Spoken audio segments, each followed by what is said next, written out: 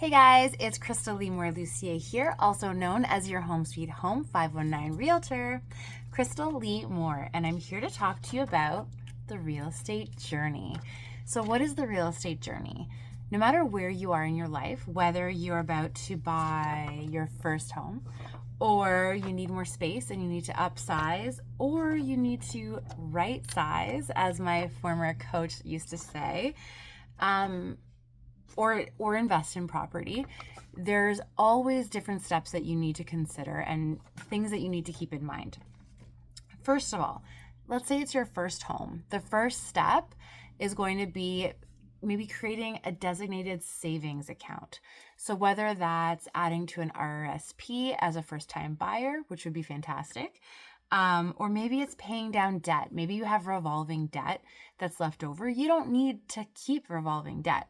So start paying it down. And if you need help with paying down debt, there's a very cool, it's called the debt snowball.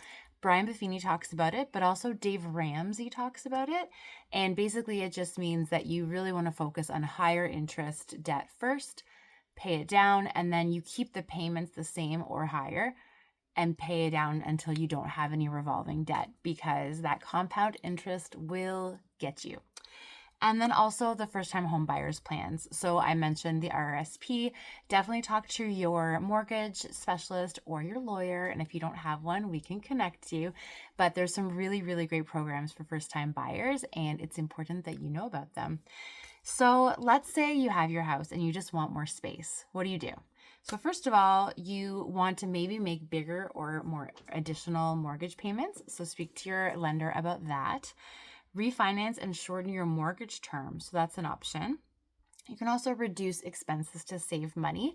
And of course, start dreaming. So start that dream board. So what is it about your space that could be better? Is there, you don't like doing the shuffle in the kitchen when there's two people? My husband and I call that the kitchen dance. Or maybe you just really need a space that's your own. Maybe the backyard needs to be a little bit more of a sanctuary.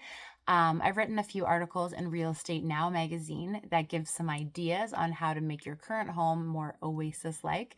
But if you're just not feeling it, it might be time to sell your house and get another one. Downsizing. So downsizing doesn't necessarily have to be smaller. Usually it is, because if you are moving into another stage of your life, maybe you don't want 4 bathrooms to clean when you're just using the one. Maybe you don't need all the extra rooms, but maybe you do. So it just depends. Sometimes that right sizing could be taking where you live now and taking that vacation property and living there instead.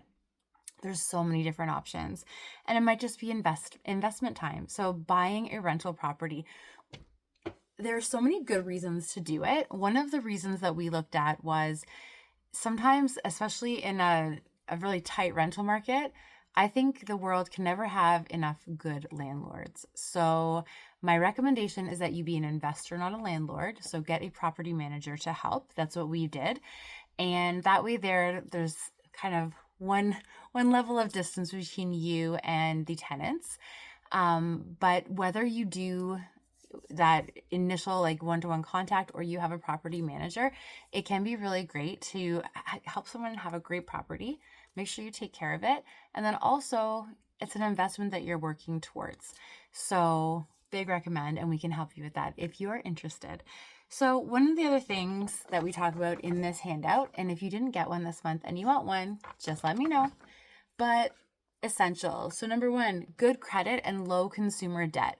So there are so many ways now to check your credit, and you can do it without they're all soft hits. So you're not going to be messing up your credit by looking, but you can either go into wherever you bank. There's usually a thing on the side that says credit score. You can check with Borrowell or with Credit Karma. There's a lot of different places, and they'll tell you, is there a change to your credit? What's going on? So things that affect your credit will be kind of a high credit utilization. So even if you have, let's say you have low interest and you're paying all your stuff on time, but you have a lot of kind of accumulated money that you owe, that will be a problem, especially because it's usually like a debt ratio situation. And then the other issue, sometimes it's if you just how much credit you have available, like that could be, sometimes it looks a little risky. So don't necessarily walk around with a lot of unwanted credit room unless you're a realtor and you might need it eventually. And then other things, just remember when you're paying stuff, that minimum payment really is the minimum payment. Like when you're like, what's the least I could do? I guess the least you could do is not pay your bills, but the least you could do is pay the minimum. And at that point, it'll take you 1,000 years to pay off anything. So try and pay your balance in full if you can. And a wise person once told me that if you can't afford it without a credit card, maybe you can't afford it. Thanks, Dad. And having a professional agent in your corner. So we love what we do. We've been doing it for a long time, moving into a decade and a half, and we love to help. So whether you are buying your first home, whether you're upsizing, whether you're right sizing, whether you're investing, we are here to help, and we can connect you with all the professionals that you need, whether it's your lawyer, your lender, financial person, inspector, whatever you need. We have amazing people that do that. And a positive attitude. Don't give up. It can seem really, really scary at the beginning of any journey. And even when you own a home and you're thinking of changing, you look around and go, oh my goodness. Because you know what we all have in common? Other than maybe like the most minimalist people in the world, nobody likes moving. Moving is exhausting. It takes forever and it feels very much like it will never end. But being in a new space and that first night that you're unpacked and you have your coffee or your wine and you're just, that is why you do it. So you forget about the horribleness of moving. The road ahead. So just really quick, number one, the average home price has increased between 1980 and 2020, 746%. I know, if you're a first-time buyer, that does not sound good, but everyone else, that's good. And for first-time buyers, I feel like it's still possible. That's why there's so many different options to help you. Nearly 50% of Canadian wealth accumulation is due to home ownership. So that's also exciting. 34% of homeowners own their home free and clear. So that's actually a pretty good number.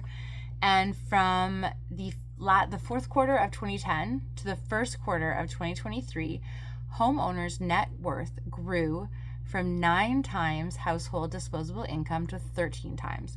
So that's a big deal. That means people are getting wealthier because of their homes, which helps us if we're thinking about buying a home because it is good. I would definitely recommend to Google some stuff about renting versus home ownership and what that looks like. So the net worth of a homeowner is usually much higher than that of a renter. And that's not to say home ownership might not be for you right now, but you want all the information. So I wouldn't say be a staunch yes or a no. Just say, okay, look at the pros and cons. Obviously the con of renting is that you are paying every month anyway, but for someone else, and you have to pay to live somewhere. So why not pay yourself? So that's everything here. If you have questions about anything that I talked about today or anything else real estate related, my name is Krystal Lee Moore, Lucier, also known as your Home Sweet Home 519 Realtor, Krystal Lee Moore. Have a fantastic day.